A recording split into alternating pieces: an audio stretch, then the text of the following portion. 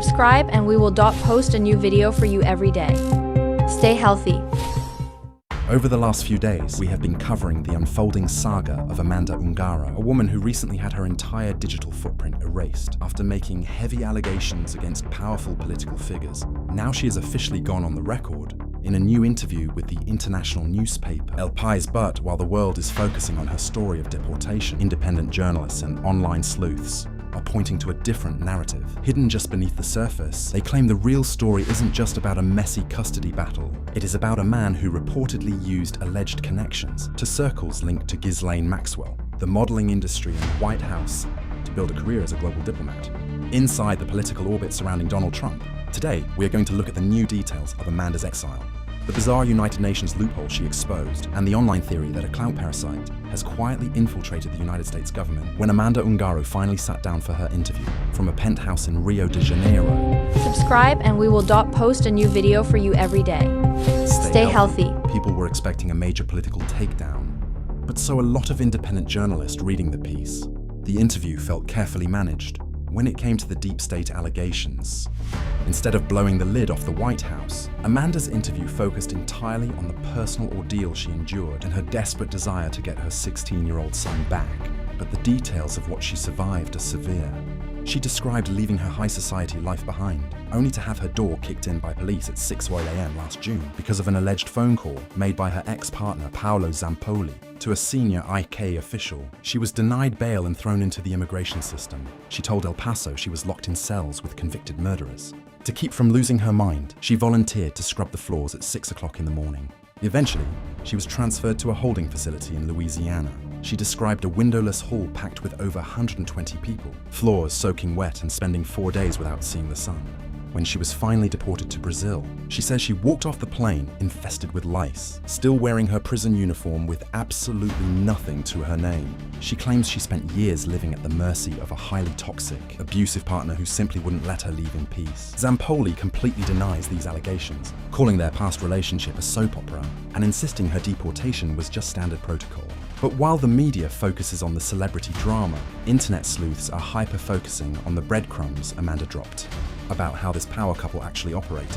One of the most bizarre reveals in the El País interview is how Amanda and Paolo managed to maintain their elite status for so long. When Amanda had a child in 2010 and stepped away from modeling, Paolo didn't just get her a normal job.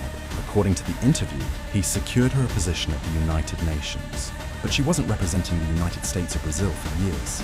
Amanda served as a diplomat for the island nation of Grenada, while Paolo represented the island of Dominica. Small nations often appoint foreign representatives at the UN, which is legal, but critics argue it can be exploited for influence and access. Why would a New York modeling agent and his girlfriend represent Caribbean islands? According to Amanda, it was a diplomatic loophole. She traded her standard visa for a tax-exempt diplomatic passport. She claims Zampolli preferred this because it was advantageous for avoiding taxes and told her to just wait until Donald Trump won another election so he could secure her an American passport.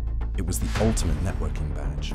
They were using international diplomacy to rub shoulders with the global elite, and critics argue this is exactly how Paolo Zampolli operates. He doesn't build things, he collects people. To understand why the internet is so deeply suspicious of Zampolli, you have to look at his resume, which reads like a roadmap of elite circles. Over the last 20 years, he made his name running ID models in New York. Amanda herself confirmed to LPs that back in 2002, when she was just 17, her agent put her on Jeffrey Epstein's infamous private plane, the Lolita Express, where she was introduced to both Epstein and his partner, Ghislaine Maxwell. But Zampoli's alleged ties to this circle go beyond attending the same parties. Online investigators have repeatedly pointed out that Zampolli was a founding member of the board of directors for the Terramar Project. If you don't know what Terramar is, it was an ocean conservation non-profit founded by Ghislaine Maxwell herself.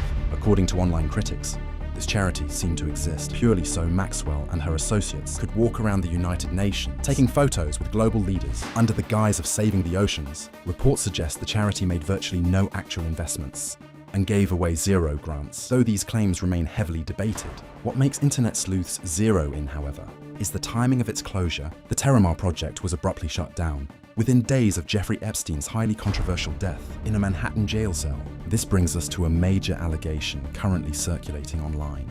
How does a man who ran a modeling agency, who reportedly crossed paths with Jeffrey Epstein, and who sat on a board with Ghislaine Maxwell, end up inside the current White House?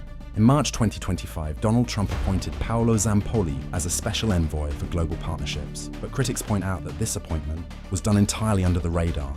There was no major press conference, no grand ceremony, which is highly unusual for an administration known for the cameras. Online commentators are now making serious allegations. Some speculate this role could provide certain diplomatic privileges, though the exact scope is unclear. While mainstream media paints him as a quirky New York socialite, online critics are calling him a clout parasite.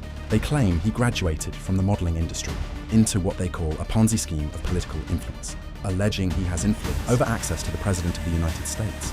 They point to his new private AI organization as just the latest version of his Terramar playbook, using a trendy cause to broker backdoor deals between tech companies and world governments. If you're wondering why all of this is suddenly exploding right now, you have to look at the massive shift that just happened in Washington. For decades, the people involved in these elite operated with total impunity because the paperwork was sealed. Recently, millions of pages of previously classified or sealed documents regarding the FBI network have begun hitting the public. The system is currently under an immense amount of stress. To online investigators, Amanda Ungaro going rogue on social media was the absolute worst-case scenario for the people in power. When a massive, entrenched system is suddenly threatened by public document dumps, the last thing it needs is a scorned insider throwing gasoline on the fire. Critics argue that her digital erasure, they believe the timeline of her going scorched earth, perfectly matches the timeline of these documents, hitting the internet. To the people at the top, a whistleblower dropping allegations in real time is a massive liability. And when a ship starts taking on water, the people in charge will do absolutely anything to plug the leaks. Amanda Ungaro is currently sitting in a penthouse in Brazil, desperately trying to get her son back after surviving the brutality of the ICE detention system. She describes the Trump's New Year's Eve parties at Mar-a-Lago as incredibly boring 6-hour events, pulling back the curtain on a world that looks glamorous from the outside, but operates ruthlessly on the inside.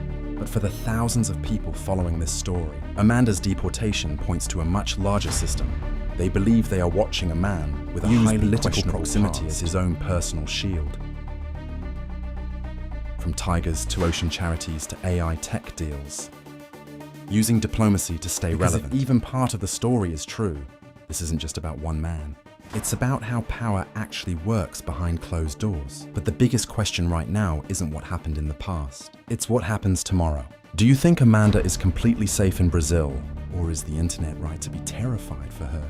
And more importantly, who do you think is going to be silenced next?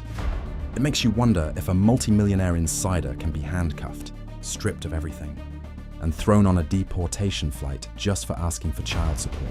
What chance do the rest of us have against this system? Do you think Congress will actually investigate these Epstein connections? Or will the global elite just sweep this under the rug? Like they always do, let me know your predictions in the comments below. Make sure you are subscribed so you don't miss the updates on this case.